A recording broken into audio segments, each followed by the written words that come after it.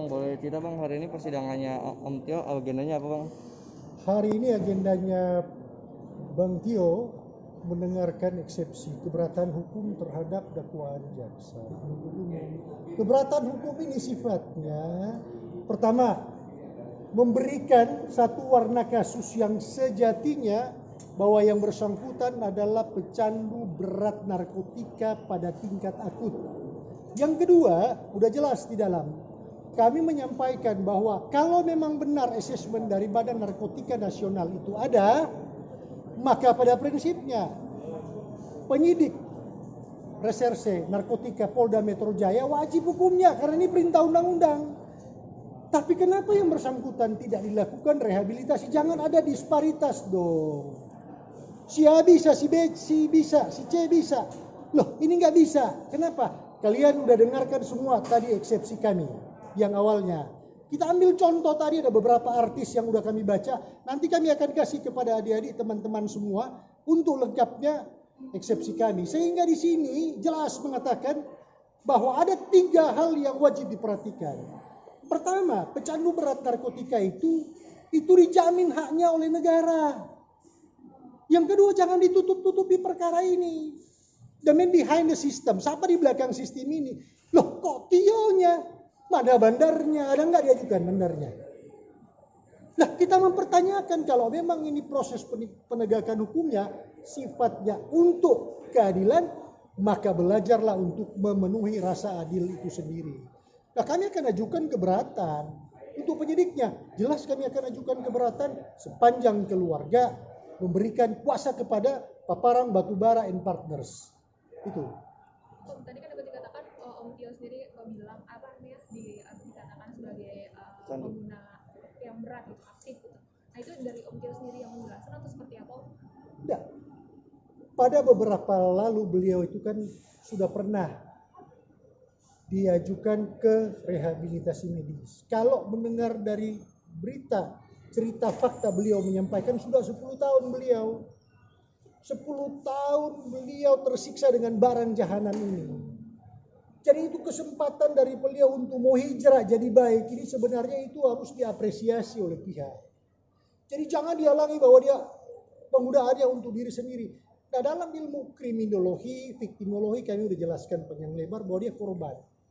Kejahatan untuk diri sendiri, merugikan diri sendiri, pada prinsipnya bukan disebut sebagai kejahatan. Itu. Kira-kira yang ngehambat proses rehabilitasi kemarin apa sih? Sedangkan Kami asesmen itu udah keluar bertindak lama. sebagai penasihat hukum beliau. Dulu beliau ada penasihat hukum, kita nggak tahu siapa namanya, tapi menunjuk kantor kami menanganinya. Jadi untuk proses asesmen surat itu makanya kami bilangkan buat don tadi. Mana surat ini, apa di keluarga atau ke pihak lain kita nggak tahu. Tapi makanya kami, nanti asisten kami akan cek untuk berkas perkara kami minta lengkap. Tapi emang Om Tio itu menggunakan barang itu karena untuk kesembuhan ya Bang? Atau gimana ceritanya? Prinsipnya kalau narkotika kan bukan untuk kesembuhan. Tapi ini saat adiktif ini kan untuk ketergantungan psikis saja. Jadi dari hari lepas hari dosis yang dia minta itu kan makin hari makin tinggi, makin hari makin tinggi. Jadi dari aliran darah ini kalau dia enggak dipakai, nantinya kalian lihat itu di pengguna narkotika. Tangan diiris-iris, dia isap darahnya. Ya, saya bicara dengan teman-teman bicara dalam kapasitas sebagai penasihat hukum beliau dan juga sebagai akademisi kami. Kalau kondisi Om Tio sendiri sekarang gimana? Ya beliau mau dibilang sehat, mau dibilang sakit, nggak bisa dilihat dengan mata indera kita begitu, cuma dengan fisiknya beliau nggak bisa. Kalau cek darahnya semua itu lengkap, kalian bawa aja di laboratorium. Itu darahnya itu udah campur baur pasti di situ. Selama ditahan di Polda hampir 6 bulan kan ya, masih ada rasa ingin menggunakan gitu nggak sih? Masih tinggi nggak sih rasa ingin pakai?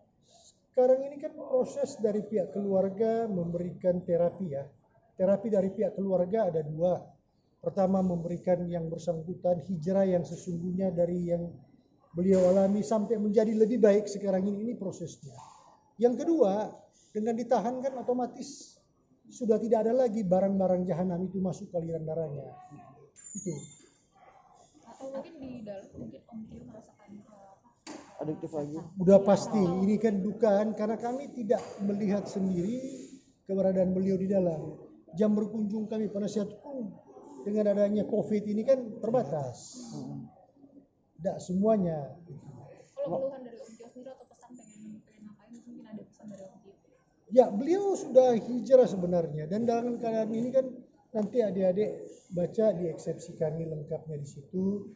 Kasih nomor nanti Pak Haposan Batubara yang akan kasih zon terakhir.